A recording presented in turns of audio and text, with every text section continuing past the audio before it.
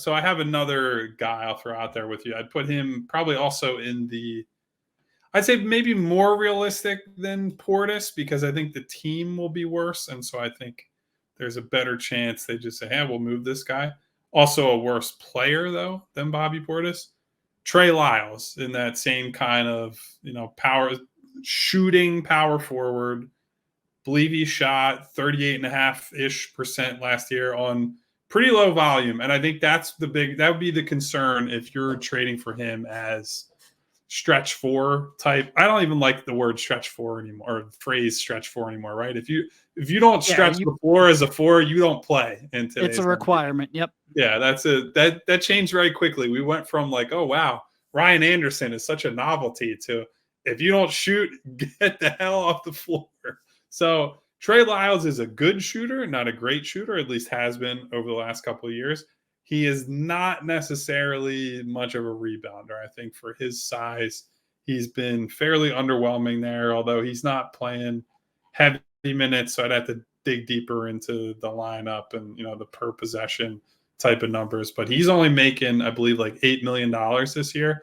So that's basically a 1-for-1 swap of him and KJ Martin you could do at the deadline, pending whatever the draft allocation would be to get him. I would have some interest, maybe not a ton of interest in him, but he's somebody that, like, if you're looking at that, if at the 4 spot and Yabusele, for whatever reason, the shot doesn't translate and you feel okay about like the pure wings that they have on the roster, we'll see where they get to. I think Lyles is somebody that I would keep an eye on if the Kings disappoint, if they're looking to maybe retool a little bit, that's somewhere I would potentially go. Yeah.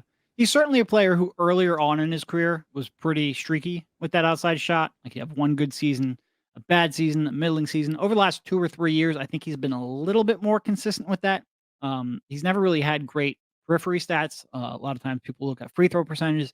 That's never necessarily been elite. So I'm confident he will be a solid shooter.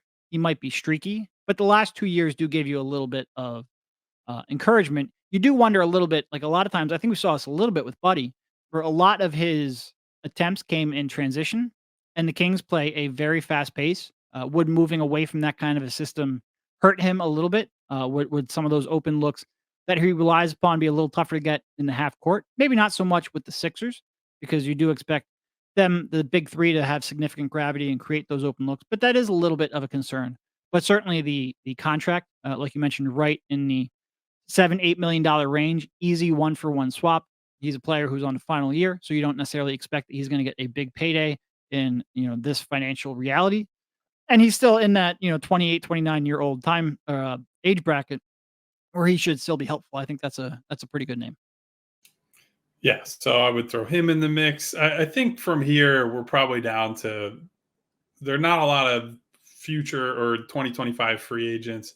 A name that we've touched on throughout the offseason, but also fits in this category, Tari Eason is one of the young guys. So I think you and I and Devon have said if he becomes surplus to requirements in Houston, and the Sixers want to take more of a long-term gamble on somebody. I like him quite a bit. I think as an activity, quote unquote, dog in me type of player, he's somebody I would love to have on this roster. He's been a good rebounder all throughout his career. He constantly gets steals and blocks, and is, there's a downside to that, right? He can be kind of a hurricane at times and foul too much at times. He's been not a low minute guy. He played about 20 minutes, 21 minutes a game his rookie year, and about the same last year, although just did not play a lot of last year.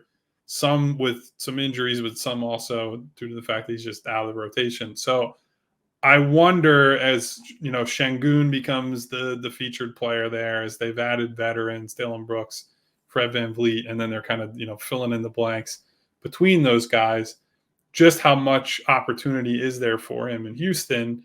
And, how do NBA teams value him at this point, right? Because he doesn't really have an offensive niche yet. And that was one of the concerns for him coming out of college, was just like, all right, this guy could be an absolute terror on defense, but what exactly do we do with him on the other end? And I think that's held up in the NBA where he's a low volume 3-point shooter. He's not a guy who consistently play makes for others. He's a decent play finisher, but a lot of it's going to have to be creative for him. And so, do you believe in the defense and the rebounding enough to, make a long-term bet on him?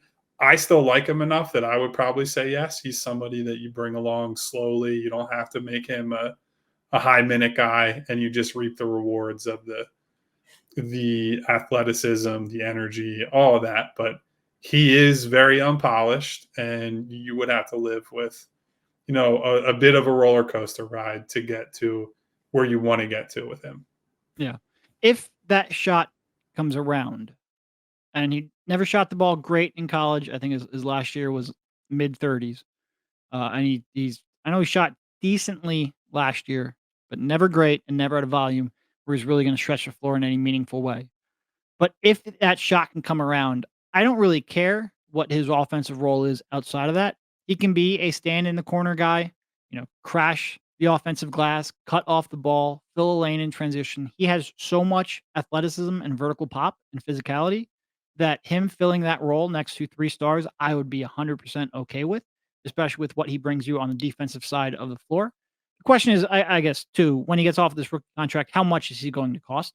And how much does he show? And that could be one reason if he looks at at Houston and the logjam they have both at his position and just for young players they want to develop. If he looks at them and he's like, hey, I need to get to a place where I can actually play so I can, get that next contract. Wouldn't necessarily be Philadelphia who would be his target, but you do wonder eventually at some point, are those young kids going to want more of an opportunity and a role? But if that shot does come around, I will more than willing to live with the rest of his offensive deficiencies, given his defensive playmaking and athleticism, and it would just be really really intriguing on this roster. Yeah, and look, I think he had some other things he did well offensively in college. The problem is that because that shot has not really been there, he hasn't been able to showcase the rest of it, right? Like he was a good driver and was able to pretty consistently get to the free throw line in college, but when teams can back off of you, they're not putting as many situations where guys are reaching in and slapping at your arms and you're getting to the free throw line. And he's not as overwhelming of a physical presence at the NBA level as he was in college. And so you're not able to leverage it the same way.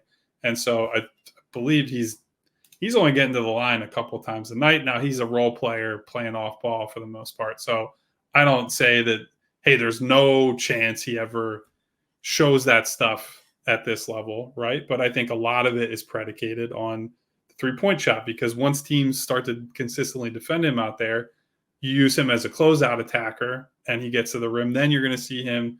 He's getting there 3-4 times a game potentially as a closeout guy. And he's such a live wire athlete that it's like, man, if this guy just shows that one skill that I think opens up the floor for him, all these other little tertiary things that he can do will be showcased at some point. I certainly think he can be a weapon in transition as well. It's just a matter of, can you make that one thing happen? That it's not to say he can't be a useful player without the shot, but he goes from, oh yeah, this guy's a really good defender long term, but how does he fit in to, yeah, I want this guy on the floor as much as possible. Like I think he has that type of ceiling as a defender, and really it just gets capped by, can you play a consistent role on offense? And the jury is still out on that one. Yeah, I agree. Yep, it'll be interesting to see what progress he makes because, like I said, he did show some improvement on that jumper last season. It was on low volume. See what he can do and what kind of role he's asked to fill. We all silly like the mayor.